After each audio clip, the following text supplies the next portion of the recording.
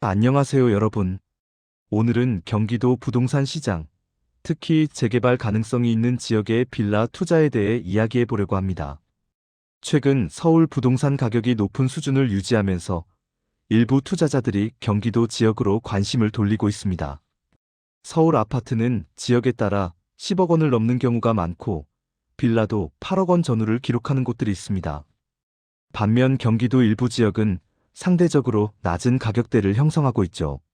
오늘 영상에서는 세 가지를 다루겠습니다. 첫째, 왜 일부 투자자들이 경기도에 관심을 갖는가? 둘째, 재개발 가능성이 있는 지역을 어떻게 파악할 수 있는가? 셋째, 실제 투자 시 어떤 점을 체크해야 하는가? 구독과 좋아요는 채널 운영에 큰 도움이 됩니다. 그럼 시작하겠습니다. 먼저 현재 부동산 시장 상황을 살펴보겠습니다.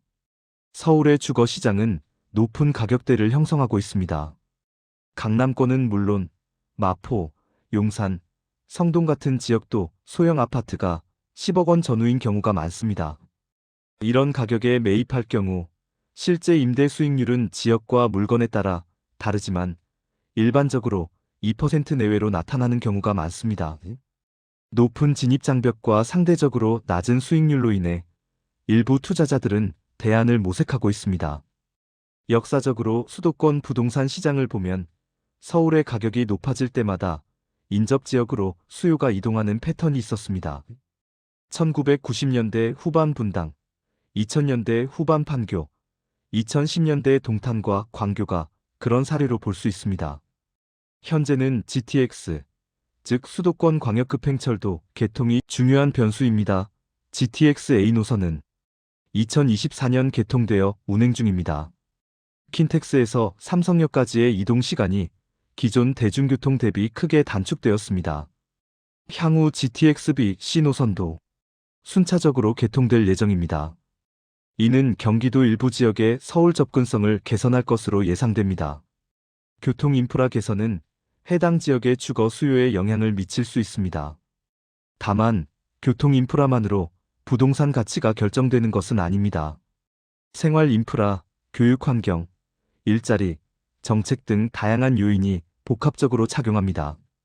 이제 재개발 가능성이 있는 지역을 어떻게 파악할 수 있는지 알아보겠습니다. 부동산 업계에서는 아직 정식 재개발 구역으로 지정되지 않았지만 향후 정비 사업 가능성이 있는 지역을 주목하기도 합니다. 일부에서는 이를 그림자 재개발 구역이라고 표현하기도 합니다. 이런 지역은 일반적으로 다음과 같은 특징을 가질 수 있습니다. 첫 번째, 건축물 노후도입니다.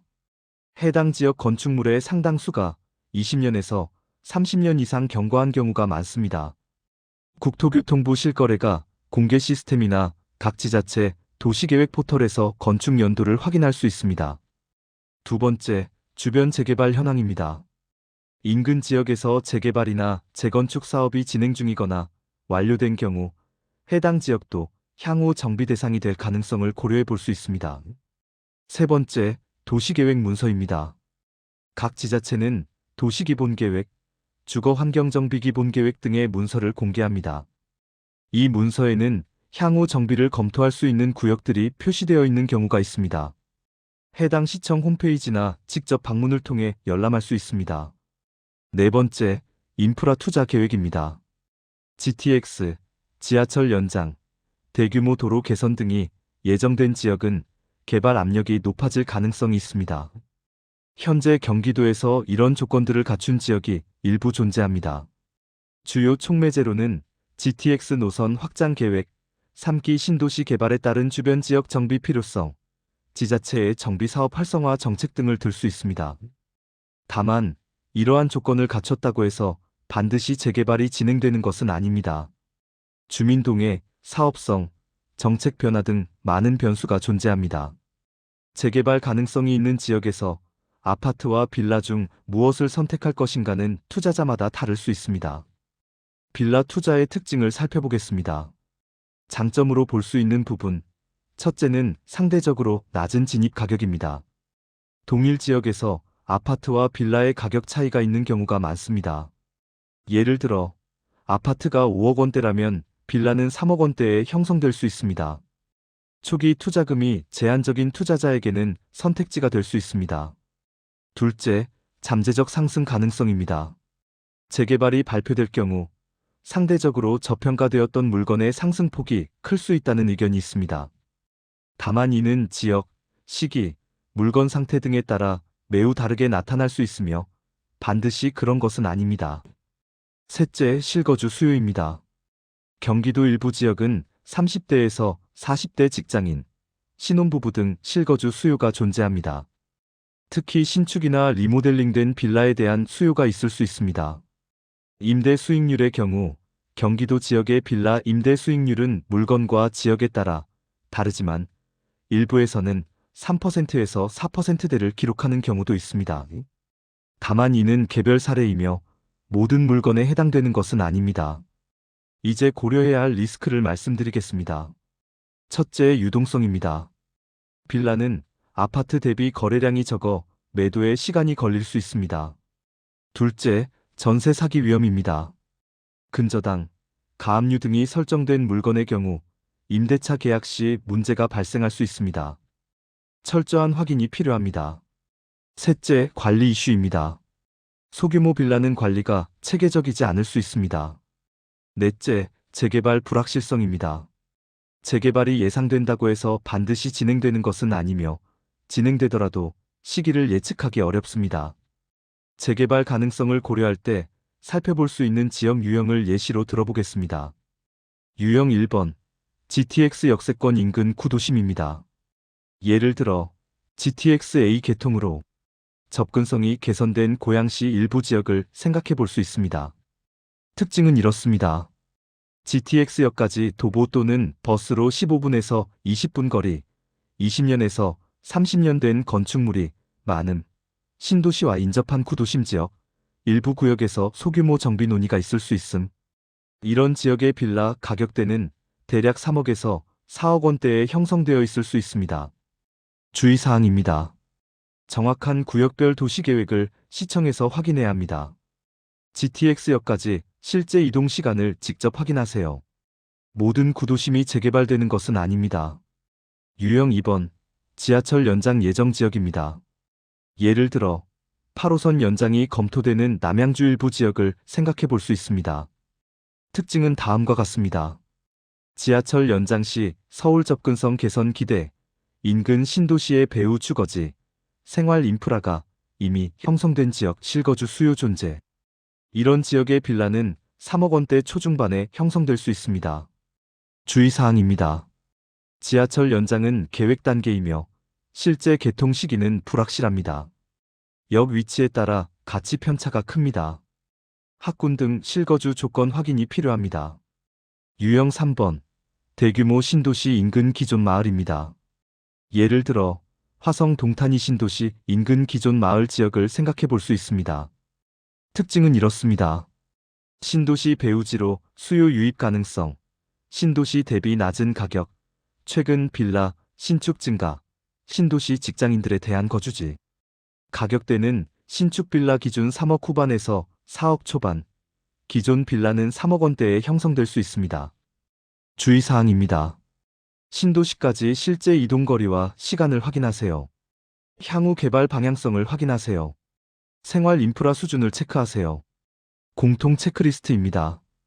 이런 유형의 지역을 볼 때 확인해야 할 사항들입니다. 첫째, 교통. 주요 역세권 또는 간선도로 접근성. 둘째, 생활 인프라. 마트, 학교, 병원 등. 셋째, 건물 상태. 등기부등본, 건축물 대장 확인. 넷째, 정비계획. 지자체 도시계획 확인. 다섯째, 시세 흐름. 최근 1년에서 2년간 실거래가 추이. 실제로 투자를 고려한다면 다음 프로세스를 거치는 것이 권장됩니다. 1단계, 도시계획 확인입니다. 해당 시청 홈페이지나 직접 방문을 통해 도시기본계획, 주거환경정 비기본계획 등의 문서를 확인하세요. 해당 지역이 향후 정비 검토 구역인지 단순관리 구역인지 파악할 수 있습니다. 2단계, 등기부등본 및 건축물 대장 확인입니다. 인터넷 등기소에서 등기부등본을 발급받아 근저당, 가압류, 가등기 등 권리관계를 확인하세요. 소유권 이전 이력도 확인하세요. 구청에서 건축물 대장을 발급받아 불법 증축 여부를 확인하세요. 토지 지분을 확인하세요. 실제 구조와 도면 일치 여부를 확인하세요. 3단계 현장 실사입니다. 최소 2회에서 3회 다른 시간대에 방문하여 주변 환경을 확인하세요. 혐오 시설, 소음, 주차 등을 체크하세요. 치안 상태를 확인하세요.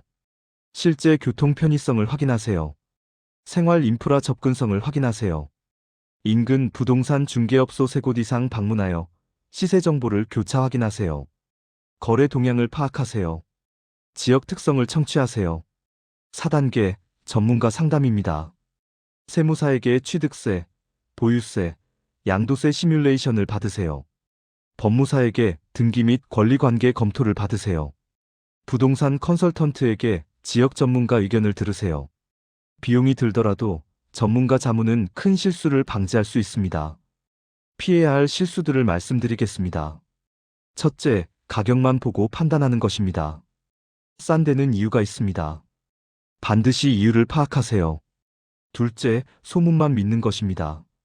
곧 재개발 같은 말만 믿지 말고 반드시 공식 문서로 확인하세요. 셋째, 과도한 레버리지입니다. 전세를 끼는 것은 좋지만 본인 자금 비중이 너무 낮으면 위험합니다. 넷째, 출구 전략이 없는 것입니다. 투자 전에 명확한 계획을 세우세요. 언제 매도할 것인가? 임대 수익으로 버틸 것인가? 재개발 시 조합원으로 참여할 것인가? 미래 전망 시나리오를 말씀드리겠습니다. 향후 5년에서 10년을 내다볼 때 여러 시나리오가 가능합니다. 긍정적 시나리오입니다. GTX 전 노선 개통으로 경기도 접근성이 대폭 개선됩니다. 서울 공급 부족 지속으로 경기도 수요가 증가합니다. 정비 사업 속도가 개선됩니다. 이 경우 선택한 지역의 부동산 가치가 상승할 수 있습니다. 중립적 시나리오입니다. 점진적 개선이 이루어지고 일부 지역은 기대보다 느린 진행이 될 수 있습니다. 실수요 중심의 안정적 수요가 형성됩니다. 연평균 적정 수준의 상승이 나타날 수 있습니다. 부정적 시나리오입니다. 금리 상승, 경제 침체로 시장 전반이 부진할 수 있습니다. 재개발 사업이 지연되거나 무산될 수 있습니다. 단기 가격 정체 또는 하락이 발생할 수 있습니다. 중요한 것은 미래를 정확히 예측할 수 없다는 점입니다. 따라서 단기 투기보다는 중장기 관점으로 접근하세요. 리스크를 관리하며 투자하세요. 본인의 재무 상황에 맞는 의사결정을 하세요. 실거주 또는 임대 수익으로 버틸 수 있는 여력을 확보하세요. 이것이 중요합니다. 오늘은 경기도 재개발 가능성 있는 지역의 빌라 투자에 대해 알아봤습니다. 핵심을 정리하겠습니다. 첫째, 서울 높은 가격으로 경기도 관심이 증가하고 있습니다. 둘째, 재개발 가능성은 노후도, 주변 개발, 도시계획, 인프라 등으로 파악할 수 있습니다. 셋째, 빌라는 낮은 진입 가격이 장점이나 리스크도 존재합니다. 넷째, GTX 역세권, 지하철 연장 지역, 신도시 인근 등을 예시로 살펴볼 수 있습니다. 다섯째, 철저한 실사와 전문가 상담이 필수입니다. 부동산 투자는 신중하게 접근해야 합니다.